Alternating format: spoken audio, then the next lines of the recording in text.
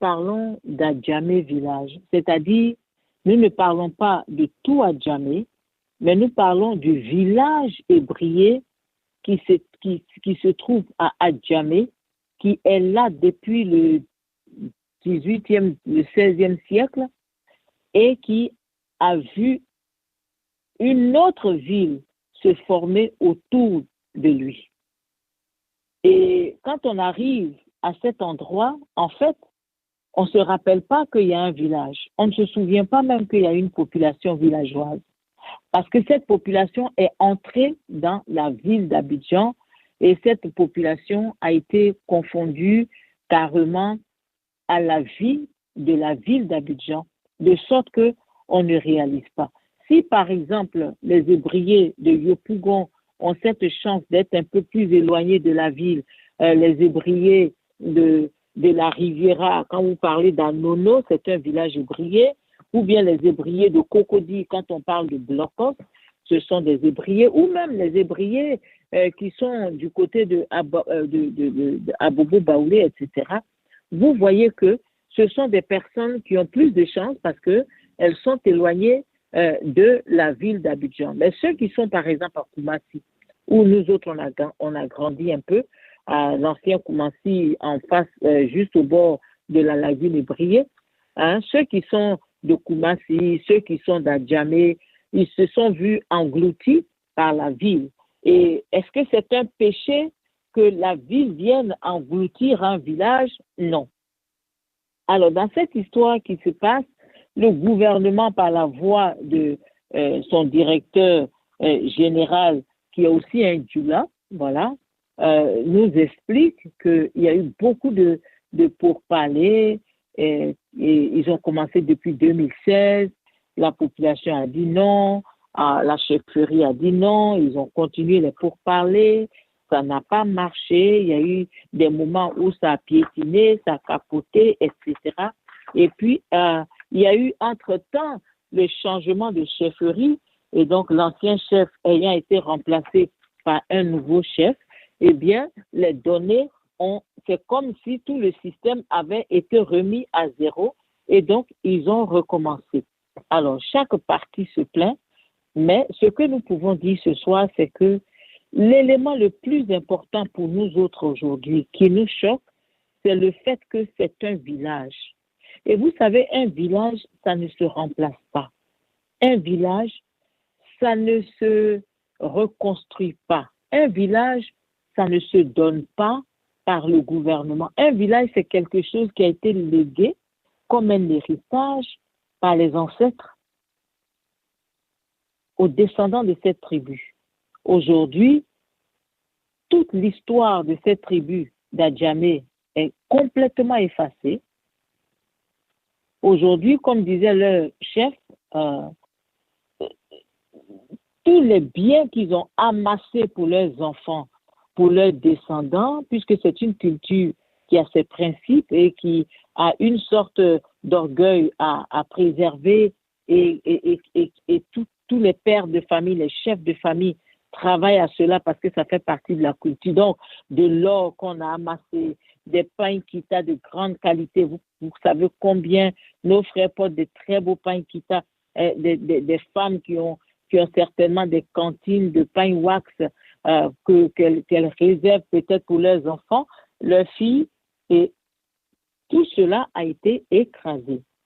Ce qui nous étonne d'ailleurs dans ces nouveaux programmes de déguerpissement, si on peut ainsi utiliser ce mot, puisque le gouvernement nous dit que ce n'est pas un déguerpissement, mais c'est une, comment on dit ça, je ne sais pas moi, ils enlèvent la propriété des Ébriers à Adjamé et donc le gouvernement s'approprie quelque chose par force. Alors, donc, pendant ce déguerpissement et beaucoup d'autres déguerpissements, le gouvernement nous a montré une attitude des plus étranges parce que nous nous posons toujours la question de savoir pourquoi est-ce qu'on attend 1h du matin quand les gens sont dans leurs moments les plus faibles, quand les gens sont couchés, quand ils dorment, quand ils ne s'attendent à rien, pour qu'on tombe sur eux comme une calamité. Pourquoi? Pourquoi doit-on déguerpir un quartier à 4 heures du matin? Pourquoi doit-on tomber sur des gens qui n'ont tué personne, qui n'ont fait de mal à personne, qui sont propriétaires de leur propre terre, qui sont sur leur terre natale? Pourquoi est-ce qu'on attend 4 heures du matin pour tomber sur eux et pour les chasser de leur maison pendant qu'ils n'auront pas même le temps de sortir un sac de leur maison? Et ils sont là, ils regardent, ils sont désemparés, ils ne savent pas ce qui se passe, ils ne savent pas quoi faire, et puis la maison s'écroule sur tous leurs biens. C'est-à-dire les postes téléviseurs, les réfrigérateurs, toutes ces choses-là, on les écrase en moins d'une heure de temps et les gens passent d'une vie dans leur maison à une vie debout en pyjama dans les rues. Pourquoi? Quelle est la joie qu'on peut retirer de ce genre de pratique? Comme dit le Premier ministre Bekri Mambé, et quelqu'un est en train de sourire, Sister Sarah va certainement tirer les cheveux blancs de Bekri Mambé dans cette histoire. Oui, parce que c'est lui le nouveau philosophe de la joie. Quelle joie y a-t-il dans ça? Est-ce que c'est une joie permanente ou bien des morceaux de joie? C'est important qu'on nous explique l'opportunité d'aller tomber sur des pauvres habitants et de les déloger à 4 heures du matin. Ça, c'est un point qui jusque-là pour nous est complètement incompréhensible et nous espérons qu'un jour, le gouvernement pourra nous l'expliquer. Ensuite, les populations d'Adjamé et les vidéos que nous avons vues nous montrent des individus armés à l'arme blanche, donc les machettes. Il y en a qui avaient des gourdins, il y en a qui avaient des cailloux. Alors, quand le gouvernement vient faire un déguerpissement, donc les tracteurs arrivent, les caterpillars arrivent, on le comprend. Mais toutes ces personnes qui viennent armées de machettes contre la population, c'est pourquoi? Pourquoi pense-t-on qu'on est obligé, en Côte d'Ivoire, de faire recours à la violence en toutes circonstances pour intimider les gens et les mater? Pourquoi? Et les populations qu'on a réveillées à 4 heures du matin, qui sont donc un peu perdues, vous savez qu'on vous réveille brusquement, vous êtes un peu perdus, ces populations-là, non seulement elles ne comprennent rien de ce qui arrive, même s'il y a eu des pourparlers, mais en plus de cela, elles voient des individus qui veulent les empêcher de protester, qui sont armés de machettes. En un mot, des microbes. Nous le savons, le gouvernement travaille avec des microbes, des mercenaires, des loupards. Donc, le système, en fait, n'a jamais changé en Côte d'Ivoire. Il faut intimider, il faut tuer. Et qu'est-ce que nous constatons? À la fin de tout ce brouhaha, eh bien, il y a eu des morts. Ce qui devrait arriver, arriva. Et le gouvernement ne peut pas nous dire qu'il est étonné quand on envoie des gens pour venir agresser, oui, pour venir agresser des populations inoffensives qui n'ont que leur bouche pour dire nous ne voulons pas, nous ne partons pas, mais qui à la fin de la journée ne pourront absolument rien contre les tracteurs déchaînés du gouvernement du président Ouattara. Et comme disait ce chef des Ébriers, merci au chef de l'État, parce que s'il n'était pas intervenu, eh bien, ça aurait été pire. Oui, merci au chef de l'État parce qu'il joue à la musaraigne. Et c'est un rôle très bien. C'est très bien de jouer à la musaraigne. C'est-à-dire quoi? On mord et on souffle là-dessus. Donc, aller casser, on peut envoyer Bakongo ou Big Togo casser, et puis après, le président prend son téléphone, il appelle pour dire « Mais qu'est-ce que vous faites là? C'est pas bien, retirez-vous. » Et la population l'applaudit. Mais pourtant, c'est un projet qui est passé en Conseil de ministres. Nous savons très bien qu'avant le jeudi, ça a été certainement discuté dans leur rencontre ministérielle. Le président n'est pas surpris. On n'a rien fait pour arrêter Des vieilles femmes ont perdu leur vie parce qu'elles ont été tellement choquées. Des femmes âgées de plus de 90 ans qu'on a transportées par brouette pour fuir le lieu.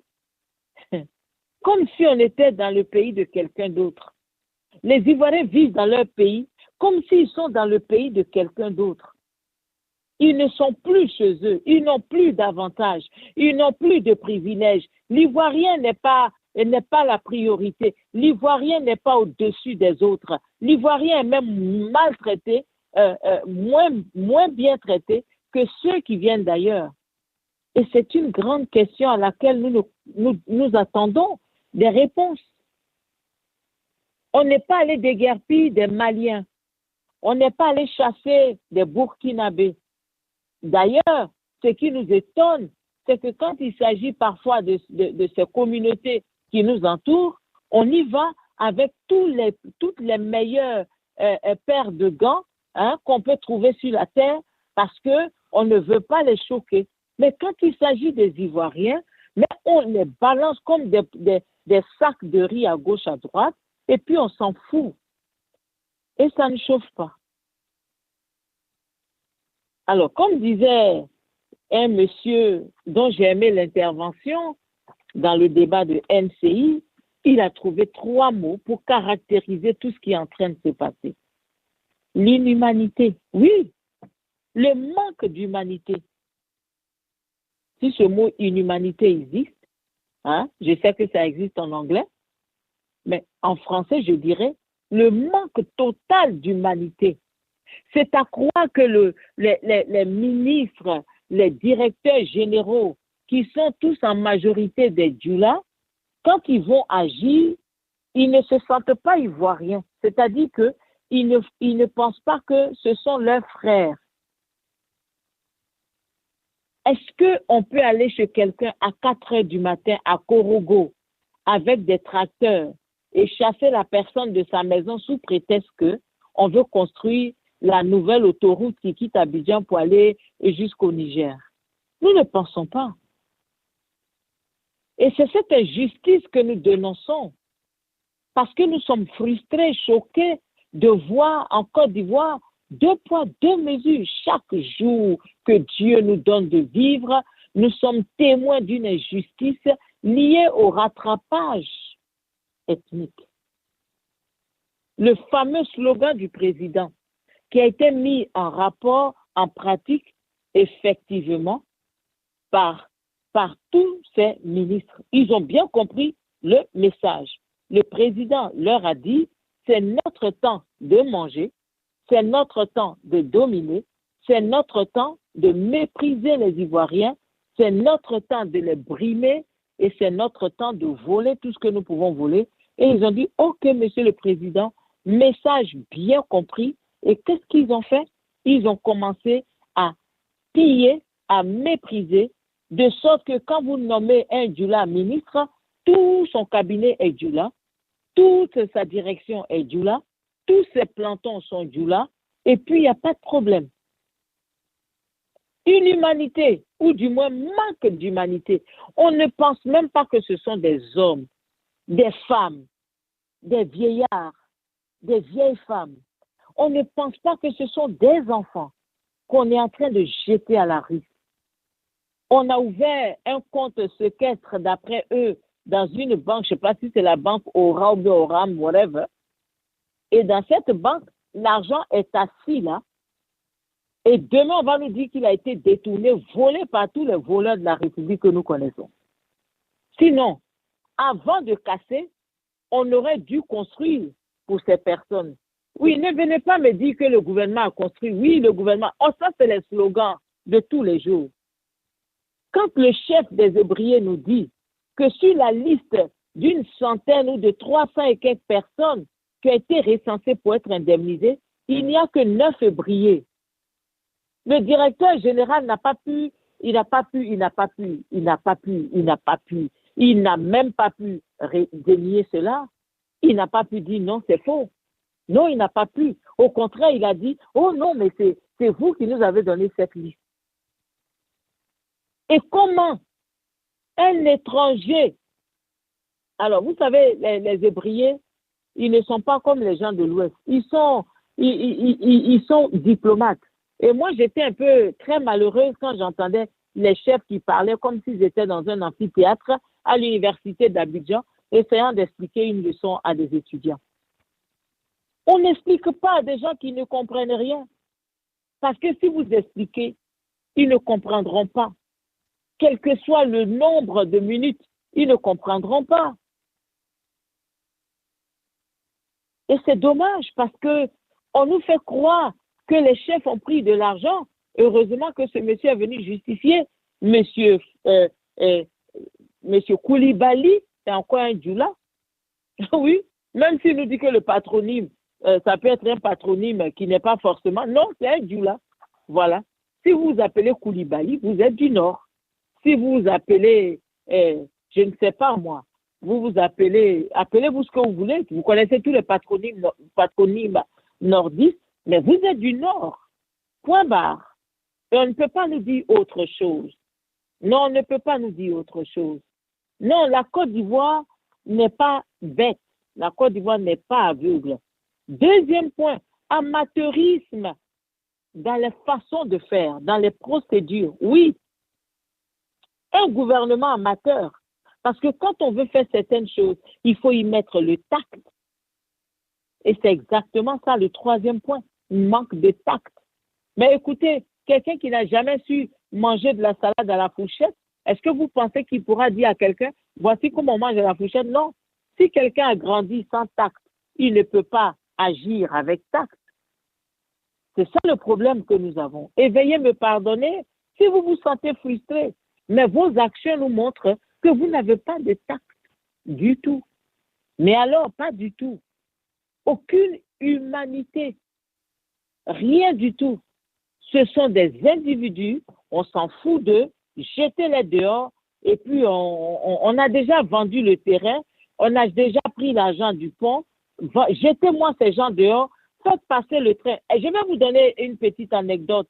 Je suis allée en Côte d'Ivoire, je vais donc du côté de Niangon, quelque part au fond là-bas, je ne me rappelle plus, c'est pas la suite ici, c'est quelque part à Niangon là-bas, et puis il y a un coin où je passe et on me montre un immeuble. Un immeuble, je crois, bleu ciel ou vert. Ce sont les couleurs préférées d'une certaine tribu en Côte d'Ivoire. Et on me dit, après avoir cassé, pour faire passer le fameux pont qui vient, la fameuse route qui va venir d'Abobo-Doumé, pour faire passer cela dans ce côté de Niangon, on a cassé toutes les maisons. Et quand ils sont arrivés au pied de cet immeuble-là, ils se sont arrêtés, ils n'ont pas pu casser. Pourquoi? Parce que c'est pour le neveu de M. Ahmed Bakayoko qui était vivant à cette époque. Donc, on n'a pas cassé cet immeuble parce que c'est l'immeuble du neveu du demi-dieu Ahmed Bakayoko. Mais on a cassé pour les autres. On a cassé les maisons des vieux Bété, des vieux Guéré, des vieux Yacouba, puisque c'est nous, on est remplis là-bas, qui ont lutté dur pour construire leur petite maison, pour passer leur retraite là avec leur famille. On a écrasé cela. La route a été tracée. Il n'y avait pas de bitume. Bon, on a tout rasé. Et quand on arrive au pied de ce seul immeuble, un petit immeuble de 3 étages, on ne veut pas le casser parce que maintenant, on réfléchit à ce qu'il faut faire. Oh, quel jour Dieu nous donnera-t-il justice dans ce pays de la Côte d'Ivoire? C'est vraiment malheureux. 4 milliards de francs CFA qui sont condamnés, enfermés dans un compte, sous prétexte qu'on va dédommager les sinistrés. Mais pourquoi dédommager les gens après avoir tout cassé? Vous savez, on pouvait même arriver dans ce quartier avec des cargos militaires, je vous le dis, sans agresser personne, pour dire aux habitants, il est 7 heures du matin, on vous donne jusqu'à 11 heures, enlevez de vos maisons tout ce qui est précieux pour vous. Prenez tout et allez garder parce qu'on va casser. Alors, ils ne pourront pas nous dire qu'on ne les a pas prévenus. Mais à 4 heures du matin, quand mon grand-père dort, mon grand-père qui a travaillé pour la Côte d'Ivoire toute sa vie, quand il est couché, fatigué, pour se lever, vous allez entendre tous les bruits de la terre, les les A, les E, parce que le dos, les genoux et tout ça. Et on vient réveiller ce vieillard à 4 heures du matin pour casser la maison. Quelles que soient les démarches, quelles que soient les raisons, ça ne justifie pas ce qui s'est passé. Je peux vous assurer que tout Africain tient à son village. En tout cas, pour ceux qui en ont. C'est ça aussi l'histoire. Parce que parmi nous en Côte d'Ivoire, il y en a qui n'ont pas de village. Oui, et il faut le dire clairement. Quand vous voyez un Mamadou Touré qui vient de Daloa, il n'a pas de village. Parce qu'en Côte d'Ivoire, Daloa, là, ce n'est pas pour les Mamadou Touré. Oui, non, c'est pas. Il faut qu'on se dise la vérité en Côte d'Ivoire pour guérir notre mal. Quand vous voyez que vous avez un Moussa Savadogo qui vous dit qu'il vient d'Azopé, non, il n'a pas de village. Parce qu'à Zopé, c'est chez les Atiers. À moins qu'ils nous disent que sa mère est Atier et donc il est demi-demi, on peut comprendre, c'est notre neveu. Mais 100%, comment il s'appelle, Amadé Ouremi, qui va se caler dans la forêt de Taï là-bas, non, c'est pas son village. Donc quand on va casser les villages des autres, on n'a pas la notion de l'importance du village. On n'a jamais expérimenté le village. Moi, j'ai expérimenté le village. Mon père est enterré dans mon village. Mon grand-père, ma grand-mère, tous mes oncles et mes tantes sont enterrés dans mon village. Oui, sauf celles qui étaient mariées, qui ont été enterrées dans les villages de leurs époux. Mes cousins, mes cousines sont enterrés dans mon village. C'est mon village. Je voudrais exprimer toutes mes condoléances aux populations d'Adjamé, surtout à ma fille Natacha Coutouin, qui a été très perturbée par l'histoire, qui ne savait pas où aller. Et aujourd'hui, ils sont obligés, ceux qui sont à l'étranger, d'économiser, de rassembler de l'argent. Pendant qu'il y a 4 milliards enfermés sur un compte dont on n'a même pas la preuve qu'il existe, les populations qu'on a jetées dehors ont faim, elles n'ont pas à manger et il n'y a personne du gouvernement qui vient là pour dire Yako. C'est maintenant qu'il faut donner les pains sardines aux gens. C'est là où il faut donner du pain et de la sardine aux gens. Mais vous savez que s'ils y vont, les Hébriers vont les lapider parce qu'ils ont un honneur, les Hébriers. Ce ne sont pas des gens qu'on achète facilement. Ils ont une culture, une racine, ils ont un peuple, une tribu, et ils ont des us et des mœurs qui doivent être respectés. Ça m'a fait pitié quand le chef d'Adjamé Village disait « Vous voulez que nous allions à Songon, mais à Songon, ce n'est pas chez nous. Il y a des Hébriers à Songon. Comment pouvez-vous prendre une tribu hébriée dans le jeu des alliances des tribus et aller les déposer sur la tête d'une autre tribu, sur la terre d'une autre tribu? Comment on peut faire ça? Pourquoi nous fait-on croire qu'il n'y avait pas une autre solution que ce qu'on a vu là? Pourquoi?